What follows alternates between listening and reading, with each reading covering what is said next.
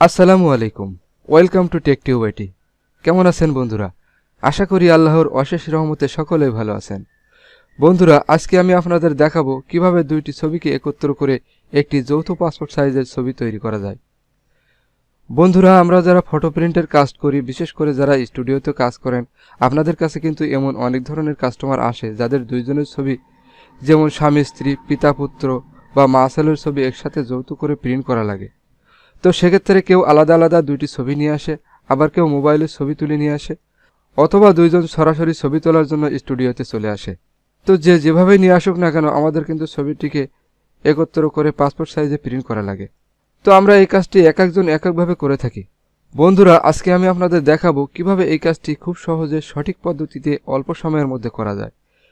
বন্ধুরা, ভিডিওটি শুরু করার আগে সকলের কাছে একটি রিকোয়েস্ট, আমার চ্যানেলে আপনি যদি এখনও নতুন দর্শক হয়ে থাকেন, তাহলে এ ধরনের ভিডিও প্রতিনিয়ত পেতে আমার চ্যানেলটিকে সাবস্ক্রাইব করে পাশের বেল আইকনটি অন করে রাখুন। তো চলুন তাহলে ভিডিওটি শুরু করা যাক। বন্ধুরা, আমি দুটি পাসপোর্ট সাইজের ছবিকে স্ক্যান করে আমার ফটোশপে ওপেন করে নিয়েছি।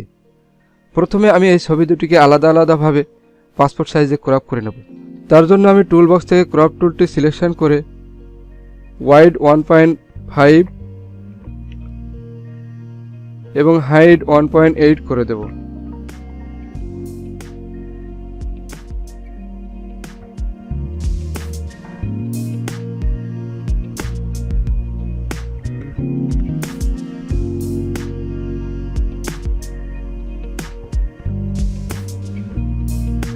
দ্বিতীয় ছবিটাকেও একইভাবে ক্রপ করে নেব।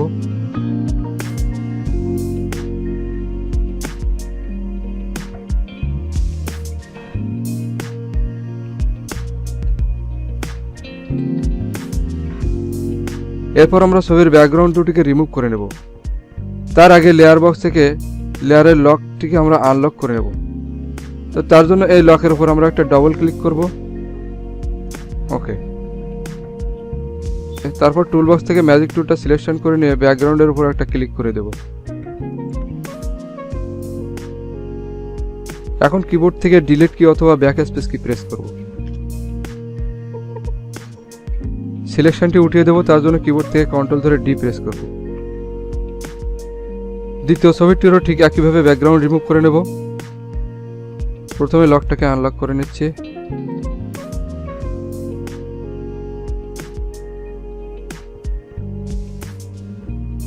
ডিলিট।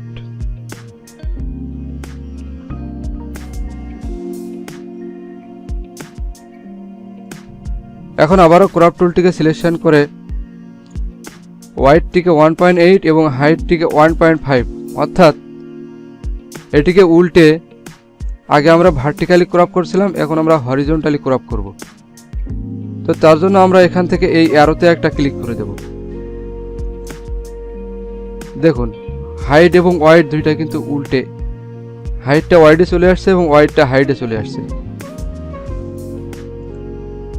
আমরা এখন এখান থেকে ধরে এভাবে টেনে নিয়ে আসবো। তারপর এখান থেকে ধরে একেবারে নিচের কোণা পর্যন্ত নিয়ে আসবো। তারপর এন্টার প্রেস করব।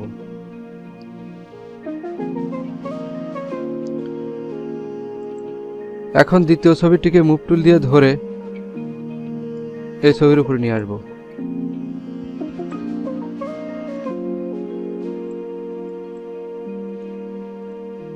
তারপর কন্ট্রোল ধরে টি প্রেস করে ছবিটাকে একটু একটু করে ট্রান্সফর্ম করে নিয়ে একটু ছোট করে পাশাপাশি অ্যাডজাস্ট করে দেব।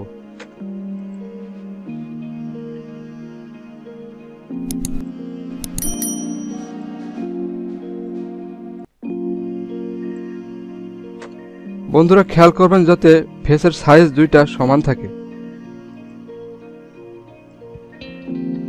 স্বাভাবিকভাবে পুরুষের উচ্চতা মহিলাদের থেকে একটু বেশি থাকে, তাই আমি মহিলার ছবিটা একটু নিচু করে রাখলাম। এখন এই ছবির কর্নারটাকে আমরা একটু অ্যাডজাস্ট করে দেব। তার জন্য এই লেয়ারটিকে সিলেকশন করে আমরা ইরেজার টুল দিয়ে হালকা করে একটু মুছে দেব। ওকে,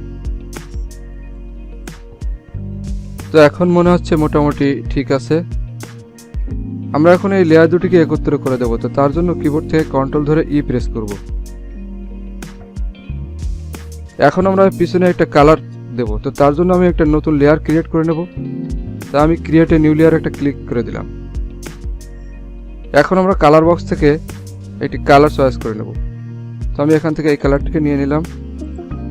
তো এই কালারটি এর পিছনে নেওয়ার জন্য আমরা কিবোর্ড থেকে কন্ট্রোল ধরে ব্যাক স্পেস কি প্রেস করব। এখন লেয়ারটিকে আমরা নিচে নিয়ে আসব।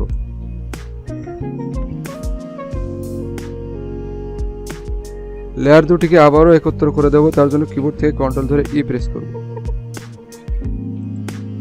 ফাইনালি আমরা আবারও ক্রপ টুলটি সিলেকশন করে এটাকে আরেকবার ক্রপ করে নেব। ওকে। তো বন্ধুরা, এই ছিল আজকের ভিডিও। বন্ধুরা, আশা করি ভিডিওটি আপনাদের অনেক ভালো লেগেছে। আর যদি ভালো লেগে থাকে তাহলে অবশ্যই ভিডিওতে একটি লাইক দিবেন, আপনার বন্ধুদের সাথে শেয়ার করবেন এবং কোনো মতামত থাকলে আমাকে অবশ্যই কমেন্ট করে জানাবেন। তো আজ এ পর্যন্তই, দেখা হবে নতুন কোনো ভিডিওতে। সে পর্যন্ত ভালো থাকুন। আল্লাহ হাফেজ।